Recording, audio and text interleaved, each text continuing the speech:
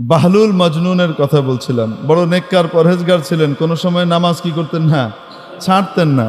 কিন্তু dress trace দেখলে দুনিয়ার কোনো খবর আছে বলে বোঝা যেত না। এক এক সময় আনমনে এক এক কাজ করতেন। প্রায় সময় কবরস্থানে গিয়ে বসে থাকতেন। কোথায় গিয়ে বসে থাকতেন? হ্যাঁ, কবরস্থানের ভিতরে গিয়ে পুরনো কবর টবর ভিতরে যদি গর্ত টত্ত থাকতো, অনেক সময় ধসে যায় না কবর, এই গর্তের ভিতরে পা ঝুলে চুপচাপ আনমনে বসে থাকতেন। কেউ জিজ্ঞেস করছে, আপনি এখানে কি করেন? এমন প্রতিবেশীদের কাছে আসছি যারা কাউকে কষ্ট দেয় না। বাহ। এমন প্রতিবেশীদের কাছে আসছি যারা কখনো কাউকে কি দেয় না, কষ্ট দেয় না। তাদের সাথে থাকতে আমি আনন্দ বোধ করি। কি মনে হয় আপনার, এটা সাধারণ পাগল? হ্যাঁ, এটা পাগল না বিশাল বুদ্ধিমান? বিশাল বুদ্ধিমান মানুষ, বোঝা যায় না। তো খলিফা হারুনুর রশিদ আবার এই বাহলুল মজনুনকে চিনত যে বড় আল্লাহওয়ালা মানুষ, বড় আল্লাহওয়ালা মানুষ। তো একদিন দেখে নদীর পাড়ে বসে বসে পা ঢুকিয়ে কি করতেছে, এই বালু খুঁটে না, বালু খুঁটতেছে, বেরম করে বালু খুঁটে। তো খলিফার সাথে খলিফার বিবিও আছেন, হাঁটতেছেন নদীর পাড়ে সকালবেলা, যে দেখে বাহলুল এই করে। তো জিজ্ঞেস করছে খলিফা, বাহলুল কি করো? জান্নাত বিক্রি করি। প্রথম কয় জান্নাতের বালাখানা বানাই। কি বানাই? জান্নাতের বালাখানা বানাইতেছে। কয় বালাখানা কার? যে কিনবে তার। যে কিনবে তা তো বাদশা চিন্তা করতেছে, পাগলের মাথায় এখন ঠিক ঠিকানা নাই, কি কয় না কয়। হ্যাঁ, এনে বইবে বালাখানা বানায় জান্নাতের। তো বেগম জিজ্ঞেস করছে, বাদশার বেগম সাহেবা জিজ্ঞেস করছে, তো আমি যদি কিনি? আপনিও পাইবেন। দাম কত? 1 আনা। কত? এক আনা। তো বাদশার বিবি সাথে সাথে কি করছে, 1 আনা দিয়ে দিচ্ছে। দিয়ে কইছে, তো আমাকে একটা দেন। হ্যাঁ, আপনি একটা পেয়ে গেছেন, যান। আল্লাহওয়ালাদের অদ্ভুত অদ্ভুত ব্যাপার হয় এগুলো। আল্লাহ তাআলা তাদেরকে স্পেশাল কিছু নিয়ামত দেন মাঝে মাঝে। এখন চলে গেছে বাদশা, হাসতে হাসতে চলে গেছে। আর বিবিরে কয়, তুমি এক পাগল, এক পাগলের টাকায় 1টা আনা নষ্ট করলা, একটা ফকিরে দিলেও তো লাভ হইতো, খামাখা দিলা। তো বিবি আর কিছু বলে নাই। তো রাতের বেলায় খলিফা হারুনুর রশিদ স্বপ্নে দেখে কিয়ামত কায়েম হয়ে গেছে, জান্নাতের বিশাল সব আলিশান অট্টালিকা তৈরি হয়ে গেছে, জান্নাতের ভিতরে সে হাঁটতেছে, বাদশা দেখতেছে। হাঁটতে হাঁটতে দেখে দূরে খুব সুন্দর একটা বালাখানা, বিশাল মহল, প্রাসাদ, হীরা মণি মুক্তা খচিত বিশাল এক প্রাসাদ। তো উনি কাছে গেছেন, ভিতরে ঢুকবে। তো ঢোকার সময় দেখে উপরে মালিকের নাম লেখা, জুবাইদা, তার বিবির নাম লেখা। এখন উনি ঢুকতে গেছে, আটকায় দিছে প্রহরী, গেটম্যান থাকে না, কই যান? কয়, এটা আমার বিবির প্রাসাদ। হ্যাঁ, আপনার বিবির প্রাসাদ, বিবি দুনিয়া, এগুলো এনে চলবে না, যান। আপনার না, এটা যার প্রাসাদ সে ঢুকবে, আপনি পারবেন না। মনটা খুব খারাপ, ঘুমটা গেছে ভেঙে। সকালবেলায় বেগম সাহেবের জিগাইতেছে, ওই দিনের কথা বাদশা ভুলে গেছে, ওনার মনে নাই। তুমি কি এমন আমল করছো যে আমলের কারণে জান্নাতে তোমার জন্য একটা বালাখানা দেখলাম স্বপ্নে? খলিফা হারুনুর রশিদও কিন্তু বড় আলেম ছিলেন। খলিফা হারুনুর রশিদ শুধু বাদশা ছিলেন না, কি ছিলেন? বড় আলেমও ছিলেন। প্রতিদিন নিজের সমস্ত রাজকার্য পরিচালনা করা সত্ত্বেও প্রতিদিন 100 রাকাত নফল আদায় করতেন। তার আগে ঘুমাইতেন না, দিনদার বাদশা। এখন উনি বিবিকে জিজ্ঞেস করে যে, তুমি কি আমল করো বলো তো দেখি, জান্নাতে তোমার বিশাল এক বালাখানা প্রাসাদ দেখলাম। তো বিবিরও মনে হয় না কি এমন স্পেশাল আমল করি।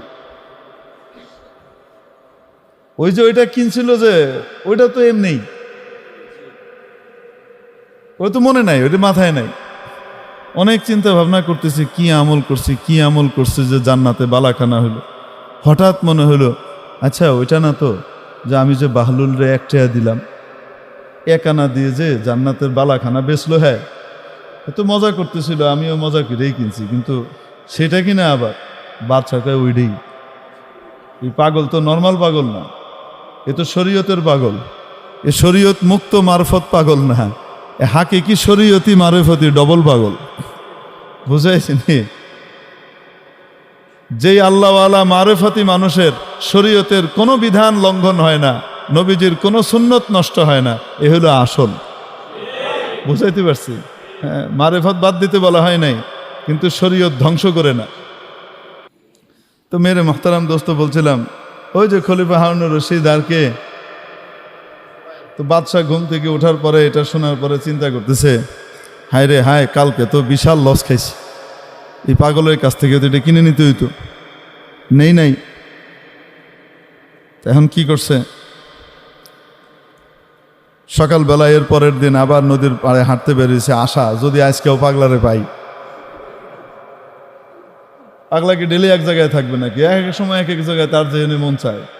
দোয়া করতেছে খুব আল্লাহ কাছে, আল্লাহ যদি পেয়ে যাই।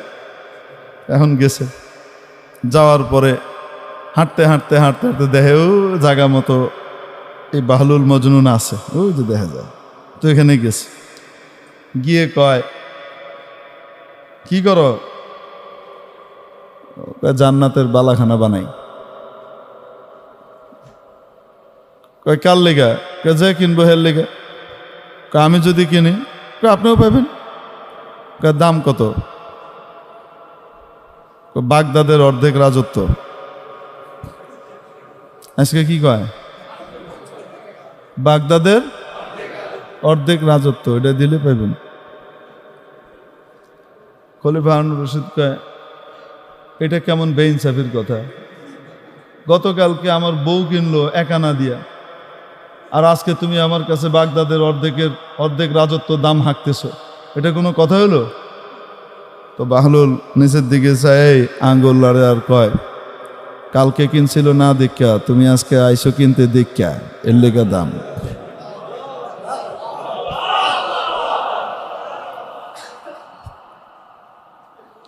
কালকে যে কিনছিল সে গায়েবের উপরে বিশ্বাস করে কিনছিল, আর আজকে তুমি যে কিনতে আইছো, আমি তো তারে কইছিলাম জান্নাতের দাম 1 আনা দিলেই তুমি পাইবা, তুমি আমার কাছে দাও, আমি আল্লাহর রাস্তায় খরচ করে দিব, তোমার পক্ষ থেকে খরচ করে দিব, এটাই তো কইছিলাম। আমি তো আর খাইতাম না, আমারে দাও, আমি আল্লাহর রাস্তায় কি দিব, এটা লাগাই দিব, এটাই তো কইছিলাম। তো সওদা তো আল্লাহর লগে হইতো, আমার লগে না। তো বাদশাকে আমি দেখছি, তুমি জানলা কই থেকে দেখছি? স্বপ্নে দেখছো না, এখন আইসো।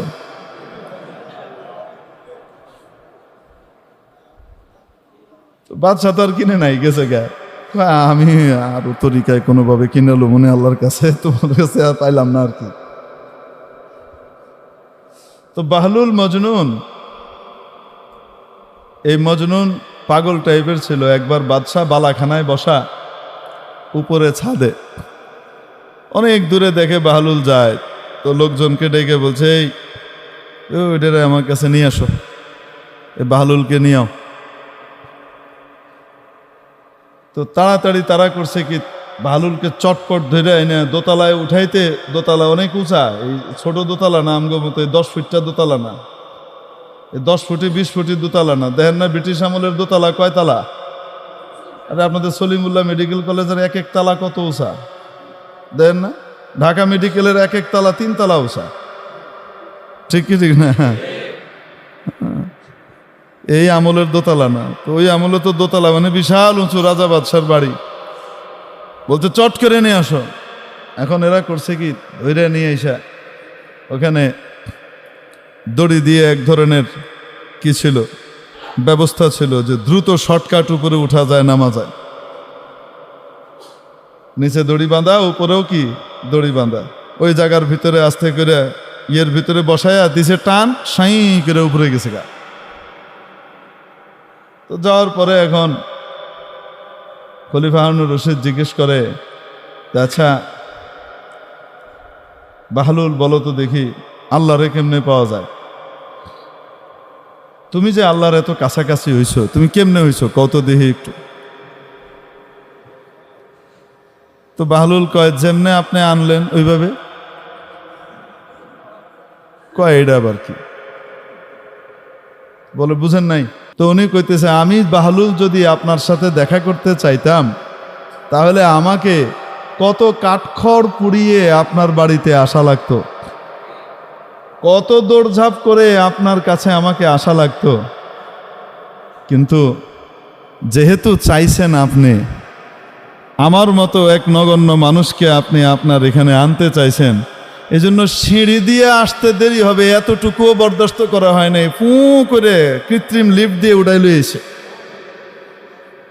এত তাড়াতাড়ি এসে পড়ছে। মেরে মোহতারাম দোস্ত আজিজ ও বুজুর্গ আমার, এই কথা বলার উদ্দেশ্য হলো এই যে আল্লাহ তাবারাকা ওয়া তাআলা যদি নিজে দয়া করে আমাদেরকে তার ঘরে আসার জন্য নির্বাচিত করে না ডাকতেন, আমি আপনি আসতে পারতাম। অনেক বড় বড় শিক্ষিত, অনেক বড় বড় ডিগ্রিধারী, অনেক বড় বড় টাকাওয়ালা, অনেক বড় বড় যোগ্যতাওয়ালাদের কান পর্যন্ত আপনাদের এই মাহফিলের আওয়াজ গিয়েছে, খবর পৌঁছেছে, কার্ডও গেছে, দাওয়াতও গেছে, আসতে পারে নাই। আপনি আমি চলে আসছি, কে আনছেন? কে আনছেন? মাওলা যে আমাকে আপনাকে দয়া করে ডেকে নিয়ে আসলেন, শুকর আদায় করব কিনা? শুকর শুধু মুখে আদায় করব না কাজে কর্মেও করব? নবীজি সাল্লাল্লাহু আলাইহি ওয়াসাল্লাম আমাদেরকে কোরআনে পাকের মাধ্যমে আল্লাহর বাণী জানিয়ে দিয়েছেন, লা ইন শাকারতুম লাযীদান্নাকুম ওয়া লা ইন কাফারতুম ইন্না আযাবি লাশাদীদ। ও আমার বান্দা বান্দিরা, যদি তোমরা আমার দেওয়া নেয়ামতের মূল্যায়ন করো, শুকর আদায় করো, তাহলে মনে রাখবা অবশ্যই অবশ্যই আমি নেয়ামত বাড়িয়ে দেব। এজন্য এক ব্যক্তি নামাজ আদায়ের পরে আবার দ্বিতীয় ওয়াক্ত নামাজে মসজিদে আসার তৌফিক লাভ করতে পারা, এটা একটা লক্ষণ আর আলামত মাওলায়ে পাক মনে হয় গ্রহণ করেছেন, তাই আবার এনেছেন। আশা করতে পারি কিনা? আমাদের আমল এমন না যে আমল মাওলার দরবারে পেশ করা যায়, কিন্তু উনি রহমানুর রহিম, উনি গফুর ও গফফার, উনি সত্তার, উনি বড় দয়ালু, উনি ওয়াদুদ, উনি শাকুর, উনি মহামূল্যায়নকারী। হালকা ছোট্ট খাট্ট জিনিস, খুঁতযুক্ত জিনিসও গেলেও বান্দার যদি দেখে যে তার ইন্টেনশন ঠিক আছে, তার নিয়ত ঠিক আছে, এবং সে আমার নবীর তরিকাকে ফলো করার চেষ্টা করেছে, এই দুইটা যদি ঠিক পান, তাহলে মাওলায়ে পাক ওটাকে কবুল করে নেন। এটা কার দয়া? একটা নামাজ সারা জীবনের মধ্যে বেছে বের করা বড় কঠিন হয়, যেই নামাজটার শুরু থেকে নিয়ে শেষ পর্যন্ত আল্লাহ ছাড়া আর কোনো কিছু মাথার ভিতরে আসে নাই। চাকরির কোনো কিছু আসে নাই, দুনিয়ার কোনো কিছু আসে নাই, ছেলে মেয়ে, আত্মীয়, পরিবার পরিজন বা অন্য কোনো ভাবনা মাথার ভিতরে আসেই নাই। পুরা নামাজটা শুরু থেকে শেষ পর্যন্ত শুধু আল্লাহ আর আল্লাহ ছিলেন, আল্লাহর স্মরণে বিভোর ছিল। এমন একটা নামাজ বের করা কি খুব সহজ? বলেন না কেন? কিন্তু নামাজ তো আল্লাহ ওই রকম চান, যেমন চান ওরকম তো দিতে পারি নাই। তারপরেও মাওলায়ে পাক কবুল করে নিচ্ছেন। এটা কার দয়া? আল্লাহ যদি ইনসাফ করতেন, সুবিচার করতেন কিয়ামতের দিন, যদি সুবিচার করেন কিয়ামতের দিন, তাহলে ওই সুবিচারের বদলায় আমাদের কারো জান্নাতে যাওয়া সম্ভব না। আল্লাহর সুবিচার দিয়ে কেউ আমাদের পক্ষে জান্নাতে যাওয়া সম্ভব না, সব জাহান্নামে যাওয়া লাগবে। ঈমান আমল সব থাকা সত্ত্বেও শুধু একটা জিনিস যদি ধরেন, তুমি যদি কাউকে ভালোবাসতা, তার সাথে যদি আরেকজন খাতির করে, তুমি সহ্য করতে পারতা না। তোমার নামাজের ভিতরে আমার সাথে আরো কতজনাই ছিল, অমুক দেখতেছে, অমুক খুশি হবে, অমুক ভালো বলবে, কত রকমের কত কিছু আইছিল। যদি আমি ওইটা ধরতাম, আমার গায়রত্ব তোমার চাইতে অনেক বেশি। কয়টা ইবাদত আমারে দিতে পারবা তুমি? সম্ভব? বলেন না কেন? আল্লাহ যদি ইনসাফ করেন, কিয়ামতের দিন সুবিচার করেন, অবিচার তো আল্লাহ কখনো করেনি না, করবেনও না, যদি সুবিচারও করেন তো তাহলেও আমাদের পক্ষে জান্নাতে যাওয়া সম্ভব নয়। তো কি দিয়ে জান্নাতে যাব? ওনার রহম দিয়ে, ওনার করম দিয়ে, ওনার দয়া দিয়ে, ওনার কৃপা দিয়ে, ওনার অনুকম্পা দিয়ে, ওনার ফজল দিয়ে, ওনার ইহসান দিয়ে, ওনার মেহেরবানি দিয়ে, ওনার দয়া দিয়ে যাব। ওনার দয়া পাওয়ার জন্য ওনার আদেশগুলা পালন করি, ওনার রোশানল থেকে বাঁচার জন্য হারাম কাজগুলো থেকে দূরে থাকতে হবে। হারাম কাজ করব না, কারণ উনি রাগ হবেন। নাজায়েজ কাজ করব না, কারণ উনি নাখোশ হবেন। নামাজ পড়ব, রোজা রাখবো, নবীর তরিকায় চলবো, কেন? কারণ উনি খুশি হবেন। ঠিক কি ঠিক না? আমাদের কাজ হলো এটা। ইয়াবা মুরায়ানা ইয়াবাম জুস্তে জুয়ে মিকুনাম হাসেল আয়াদ ইয়ানায়াদ আর জুয়ে মিকুনাম। ইয়াবা মুরায়ানা ইয়াবাম জুস্তে জুয়ে মিকুনাম হাসেল আয়াদ ইয়ানায়াদ আর জুয়ে মিকুনাম। আয় মাওলা, যেরকম নেক আমল তোমার সামনে দেওয়া দরকার ছিল, একটা আমলও তো তোমার মন মতো ইচ্ছা মতো করে দিতে পারি নাই। তারপরও চেষ্টা করে যাব, চেষ্টা করে যাব, চেষ্টা করে যাব যেন তোমাকে পাইতে পারি, তোমার সন্তুষ্টি যেন পেতে পারি। আমি চেষ্টা করা ছাড়ব না। আমার কাজ চেষ্টা করা, পূর্ণতা দেওয়ার মালিককে, মহাদয়াবান মাওলা দয়া করে আমাদেরকে তার সন্তুষ্টি নসিব করবেন বলি আমিন। চেষ্টা তো করে যাও, ঠিক কি ঠিক না? না চেষ্টা ছেড়ে দিব?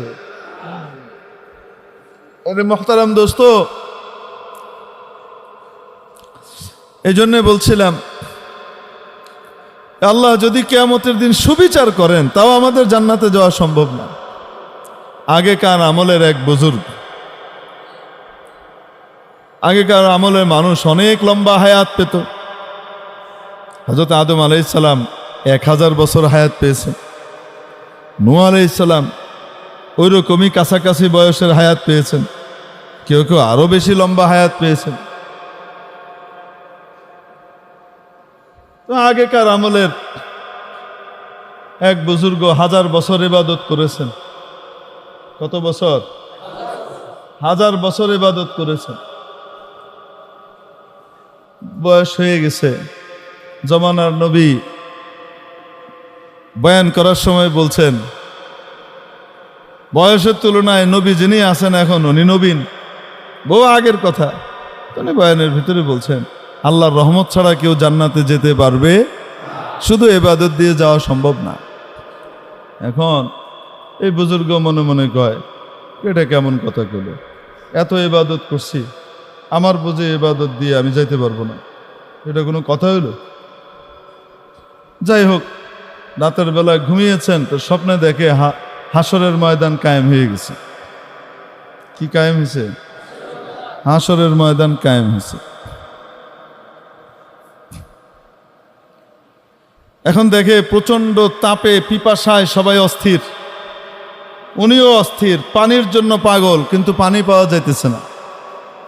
হঠাৎ দেখে এক লোক হাতে 1 গ্লাস পানি নিয়ে কি করতেছে, যাইতেছে। কয় আমাকে একটু পানি দেন। দাম দাও। কয় দাম তো নাই, কি দিয়ে দিব, টাকা পয়সা তো নাই এখানে। কয় এখানে তো চলবে নেক আমল, তোমার কারেন্সি নেক আমল, নেক আমল দাও, কিনো। কতটুক নেক আমল লাগবে বলেন? নেক আমল কতটুক লাগবে? 1 গ্লাসের দাম তো 1000 বছরের ইবাদত, আধা গ্লাস 500 বছরের। কয় আধা গ্লাস দেন। সব দিয়ে দিলে যাবো কেমনে জান্নাতে? আধা গ্লাস দেন। আধা গ্লাস নিয়ে খাইছে, খাওয়ার পরে পিপাসা আরো বাড়ছে। পুরা পানি ঠিক মতো না গেলে পিপাসা কমে না বাড়ে? কয় আধা গ্লাস দেন, পিপাসা বেশি বেড়ে গেছে, কারো 500 বছরের ইবাদত দেওয়া লাগবে। দিয়ে দিছে। আল্লাহর সামনে হাজির হয়েছে। কি আনছো? এ আল্লাহ, নাই তো কিছু। কয় কি আশা করো? কয় আপনার রহমত আশা করি। আল্লাহ কয় হ্যাঁ, আমার রহমত ছাড়া কেউ জান্নাতে যাবে না। দুনিয়াতে যে পানি খাইতেছি, আল্লাহ তাআলা যদি এই পানিগুলার দাম ধরতেন, পানিগুলার দাম দিতে পারবো? কোনো কিছুর দাম ধরলে দিতে পারবো? যার কাছে দুনিয়ার এক পয়সা নাই তাকেও আল্লাহ তাআলা কোটি কোটি টাকার সম্পদ দিয়ে রাখছেন। আপনারা হসপিটালে আছেন, এই মিটফোর্ড হাসপাতাল বাংলাদেশের নামকরা সেরা হাসপাতালের ভিতরে একটা, প্রাচীন হাসপাতালের মধ্যে বড় বড় অপারেশন হয়। কিডনি প্রতিস্থাপন করতে গেলে কিডনি নষ্ট হয়ে গেছে, একটা কিডনির দাম কয় লাখ টাকা। কয় না কেন? চোখ নষ্ট হয়ে গেছে, চোখ দান করতেছে একদম, ঠিক আছে আমার চোখটা নিয়ে দাও। চোখটার দাম কত বলেন না কেন? আপনাকে 10 লাখ টাকা দিলে আপনি চোখ একটা দিয়ে দিবেন? যদি কয় 2 চোখ, এক চোখে তো হবে না, সেট লাগবে, পুরা সেট লাগবে, 5 কোটি টাকা দিব, দিবেন 5 কোটি টাকা দিয়ে? দিব না। তাহলে এক একটা অঙ্গের দাম কত, শরীরের এক একটা জিনিসের দাম কত হিসাব করেন। যেগুলা স্পেয়ার দিয়ে দিছে আল্লাহ তাআলা, কিডনি তো 2টা দিয়ে দিছে, একটা থাকলে না গেলেও আরেকটা হইলেও চলে, কয় না কেন? যেটার কোনো স্পেয়ার পার্টস নাই, হার্ট দিয়ে দিছেন, কোনো স্পেয়ার কিছু নাই, বিক্রি করবেন হার্টটা? 50 কোটি টাকা দিয়ে হার্টটা বেচতে দিলে বেচবেন? তাহলে কত টাকা আল্লাহ মালিক বানায় থুয়ে দিছে ফাও ফাও। হসপিটালে যাদের অক্সিজেন দরকার পড়ে, একটা পর্যায়ে অক্সিজেন কিনা লাগে, কয় না কেন? এত ইউনিট এত টাকা, এত ঘন্টায় এত টাকা, আছে না নাই? ফ্রি অক্সিজেন ব্যবহার করতেছি, কোনোদিন আল্লাহ তাআলা ট্যাক্স বসাইছে? বসাই নাই। আর কত দয়া! তারপরে বেটাগিরি দেখাই, আল্লাহ আম করে জান্নাত দিব না, মানে পাইছেটা কি? বাপরে বাপটা কি! তবে হ্যাঁ, যদি শুকর আদায় করি, মাওলা যে নিয়ামত দিয়েছেন সেই নিয়ামতের শুকর আদায় করলে রব্বুল আলামিন বলেন লা আযীদান্নাকুম, অবশ্যই অবশ্যই তোমার নিয়ামত বাড়িয়ে দিব। নিয়ামতের শুকর কাকে বলে? একটা হলো মৌখিক শুকর, আলহামদুলিল্লাহ, কৃতজ্ঞতা জানালাম মুখ দিয়ে। আরেকটা হলো কাজে কর্মে শুকর। কাজে কর্মে যদি কৃতজ্ঞতা বোধ প্রকাশ না হয়, শুধু মুখ দিয়ে প্রকাশ পেলে মাপ পাওয়া যাবে। কোনো ব্যক্তি কাউকে 10,000 টাকা দিল, টাকা দেওয়ার পরে টাকাটা নিয়ে কয় শুকরিয়া, অনেক ভালো আপনি আমাকে টাকাটা দিছেন, অনেক শুকরিয়া। তারপরে কি করলো? জুতাটা নিয়ে ওই ব্যক্তির গালের ভিতরে আস্তে করে মেরে দিছে। কই এটা কি করলি? কই শুকরিয়া আদায় করছি না, আবার কি? কই এরকম মুহের শুকরিয়া দিয়ে কি কাম হবে? তুই আমার অপমান করলি সবার সামনে, আর শুকরিয়া আদায় করছিস, আমাকে ধন্যবাদ দিছিস, বলেন না কেন? বলবো কি বলবো না? মুখের সাথে সাথে কাজটাও লাগে কি লাগে না? মুখেও যেমন কৃতজ্ঞতা প্রকাশ করছি, কাজে কর্মেও কৃতজ্ঞতা প্রকাশ করতে হবে। কৃতজ্ঞতা কাকে বলে? নেয়ামত দাতা যে উদ্দেশ্যে যে জিনিস দান করেছেন, নেয়ামত দিয়েছেন, নেয়ামত দাতার ইচ্ছা অনুযায়ী ওই জিনিসকে ব্যবহার করলে সেটাকে কৃতজ্ঞতা বলে। সেটাকে নেয়ামতের মূল্যায়ন করা এবং শুকর আদায় করা বলে। আপনার কাছে কেউ সাহায্য চাইলো, কি করবে?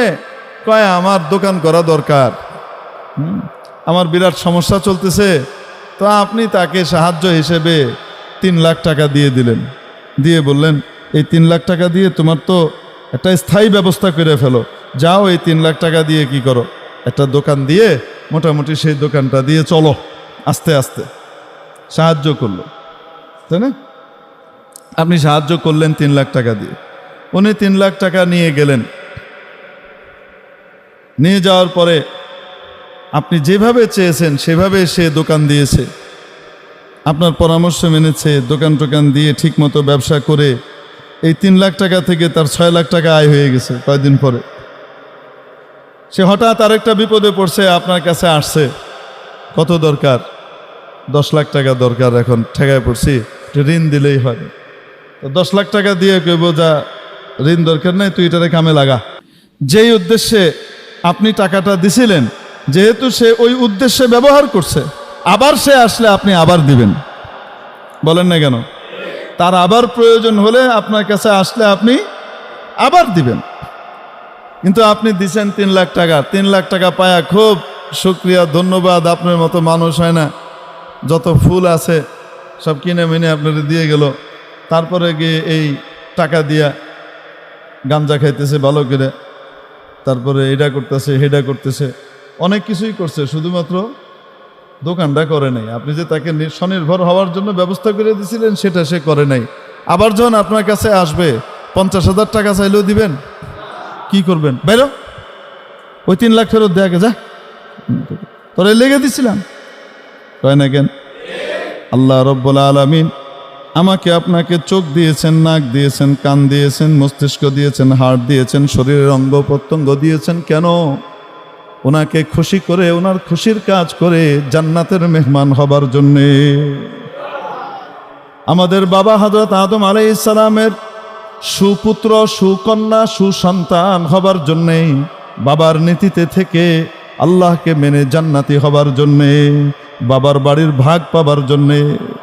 সুপুত্র সুকন্যা বাবার বাড়ির মধ্যে ভাগ পায়, ঠিক কি ঠিক না? ত্যায্য পুত্র বাবার বাড়ির মধ্যে ভাগ পায় না।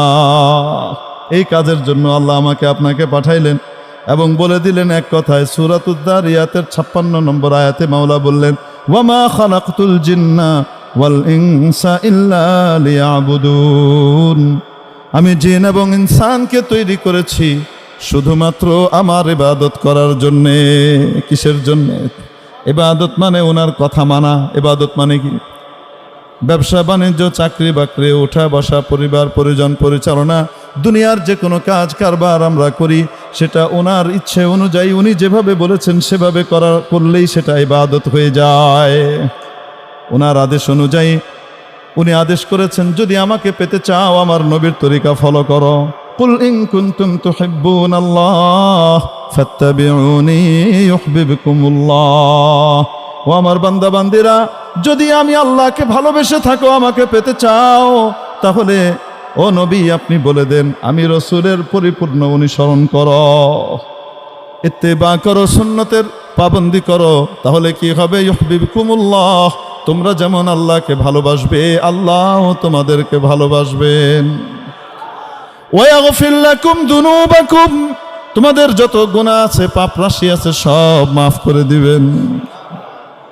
আল্লাহু গফুরুর রহিম। তিনি বড় দয়ালু, বড় ক্ষমাশীল। উনি মাফ করতে পছন্দ করেন। কি করেন? পছন্দ করেন। নবী পাক সাল্লাল্লাহু আলাইহি সাল্লামের যখন মেরাজ হলো, মেরাজের মধ্যে নবীজি সাল্লাল্লাহু আলাইহি সাল্লামকে ভ্রমণ করানো হয়েছে। আল্লাহর গোটা সৃষ্টি জগৎ ভ্রমণ করিয়েছেন, জান্নাত ঘুরিয়েছেন, জাহান্নাম দেখিয়েছেন, সব দেখিয়ে এনেছেন। আল্লাহু আকবার পরশুদিন বলেন, আল্লাহু আকবার পরশুদিন বলেন। এই সব কিছু এক রাতের ভিতরে ঘুরিয়ে এনেছেন কে? আল্লাহ তাআলা। আল্লাহু আকবার। ঘুরিয়ে এনেছেন। তিনি ঘুরে আসার পরে বলেন, জান্নাতের দরজার মধ্যে ফটকের ভিতরে আমি 3টি কথা লেখা পেয়েছি। জান্নাতের ফটকে কয়টা কথা লেখা ছিল? 3টা বাণী লেখা ছিল। তার মধ্যে একটা হলো উম্মাতুন মুযনিবাতুন ওয়া রাব্বুন গফুর। উম্মত গুনাহগার, প্রভু ক্ষমাশীল। হযরত আম্মা জান আয়েশা সিদ্দিকা রাদিয়াল্লাহু তাআলা আনহা নবীজি সাল্লাল্লাহু আলাইহি ওয়াসাল্লামকে জিজ্ঞেস করলেন, ইয়া রাসূলুল্লাহ, যদি সবে কদর পেয়ে যায়, যে রাতটা একটা রাত 1000 মাসের ইবাদতের চেয়ে উত্তম, 83 বছর 4 মাসের ইবাদতের চেয়ে উত্তম, এক রাতের ইবাদত, ইয়া রাসূলুল্লাহ যদি পেয়ে যাই, ওই বিশাল রাতটা, ওই বিশেষ রাতটা যদি পেয়ে যাই, তাহলে আমি কি দোয়া করব? নবীজি আম্মা জান আয়েশাকে শিখিয়ে দিলেন দোয়া করবে, আল্লাহুম্মা ইন্নাকা আফুউন তুহিব্বুল আফওয়া ফাফু আন্নি। ও আমার মাওলা, তুমি তো মহা ক্ষমাশীল, ক্ষমা করতে ভালোবাসো, ক্ষমা করতে ভালোবাসো, অতএব আমাকে ক্ষমা করে দাও। আমি গুনাহ করেছি, আমি আর করব না, আমি তওবা করলাম, ভবিষ্যৎ জীবনটাকে গুনাহমুক্ত রাখবো, আর এই গুনাহ করব না, আল্লাহ আমাকে ক্ষমা করে দাও, এই কথা বলবি। মাফ করতে ভালোবাসেন কিনা? বলেন না কেন? ভালোবাসেন কি বাসেন না? এখন বলেন দেখি, চোখ দিয়েছেন কে? কান দিয়েছেন কে? কেন? ওনার নাফরমানির গান বাজনা শোনার জন্যে। চোখ দিয়েছেন কেন? নাফরমানির কাজ করার জন্যে। যেগুলা দেখা নিষেধ সেগুলা দেখার জন্যে, ওগুলা তাকানোর জন্যে চোখ দিয়েছেন। আহা, মুখ দিয়েছেন কেন? উনার বিরুদ্ধে কথা বলার জন্যে। মুখ দিয়েছেন কেন? উনার বিরুদ্ধে যে সমস্ত কথাবার্তা আছে, উনার বিধানের বিপরীতে যত কথা আছে সেই কথাগুলা বলার জন্য মুখ দিয়েছেন। মুখে খুব বলি আমি ইমানদার, মুখে বলি আলহামদুলিল্লাহ, আর আল্লাহর বিধানের বিরুদ্ধে অবস্থান নেই। মনে রাখতে হবে এটা মুখে শুকরিয়া জানিয়ে জুতা মারার শামিল। ঠিক কি ঠিক না? তাহলে বলেন তো দেখি, একটা জিনিস এখন থেকে ঠিক করে নেই, আর যাই করি না কেন কোনোদিন আল্লাহর বিধানের বিরুদ্ধে কোনো কথা বলবো না। আমি আমল করতে পারি আর না পারি, আমার মধ্যে দুর্বলতা থাক আর সাবল্য থাক, যাই থাক না কেন, আমি কখনো কখনো কখনো আল্লাহর বিধিবিধানের বিরুদ্ধে অবস্থান নিব না। কোনোদিন আল্লাহর বিধিবিধান বিরুদ্ধচারণকারীর সাথেও সঙ্গ দিব না। পারবো তো ইনশাআল্লাহ? তাহলে শুকরিয়া আদায় হবে। তাহলে কি আদায় হবে? শুকরিয়ার প্রাথমিক ধাপ আদায় হইল যে আমি আল্লাহর বিধানের বিরুদ্ধে নই। আল্লাহ আমাদেরকে বুঝবার তৌফিক দান করেন। আমি নামাজ পড়ার ভিতরে যদি আমার দুর্বলতা থেকেও থাকে, কিন্তু কোনো ব্যক্তি যদি নামাজ যথাসময়ে আদায় করতে চায়, কখনোই আমি তার বিরুদ্ধে যাব না, আমি তার সাহায্য করব। ঠিক কি ঠিক না? আমি হয়তো দাড়ির বিধানটা ঠিক মতো রাখতে পারছি না, কিন্তু যে ব্যক্তি দাড়ি রাখে তাকে আমি সম্মান করব, কারণ সে আমার মাওলার বিধান পালন করছে। ঠিক কি ঠিক না? নাকি পিছনে খোসানির লিগে ঘুরে বেড়াবো? দাড়িওয়ালা করে কেমনে খোসানি যায়? হ্যাঁ, এরকম করবো নাকি? হ্যাঁ, আল্লাহ আমাদেরকে বাঁচার তৌফিক দান করেন। আল্লাহ কয় হুজুর দাড়ি রাখছে কিন্তু ঘুষ খায়। ঘুষ খাওয়াটা আলাদা অপরাধ, দাড়ি না রাখাটা আলাদা অপরাধ। ঠিক কি ঠিক না? দুইটা আলাদা আলাদা অপরাধ। হ্যাঁ, বেশি ভালো হতো যেমন দাড়ি না রাখার অপরাধটা পরিহার করে দাড়ি রেখে সওয়াবের কাজ করতেছে, ঘুষটাও যদি না খেত, ওই অপরাধটাও যদি বর্জন করত, তাহলে আরো ভালো হতো, সোনায় সোহাগা হতো। ঠিক কি ঠিক না? শয়তান যেন এসে আমাদেরকে এই বুদ্ধি না দেয়, এটা শয়তানের কুমন্ত্রণা। আরে হুজুর বহুত দেখছি দাঁড়িয়ে আছে, মাথায় টুপি পরে, এই পরে, আর সমান তালে ঘুষ খায়, পয়সা ছাড়া কোনো কাম করে না। দেখছি এর লেগে নামাজ পড়ি না। ওরে তো নামাজ কি দোষ করলো? কয় না কেন? হ্যাঁ, নামাজ দোষ করছে? হ্যাঁ, ওই ব্যক্তি যে ঘুষ খাইতেছে এটা নামাজ পড়ার কারণে?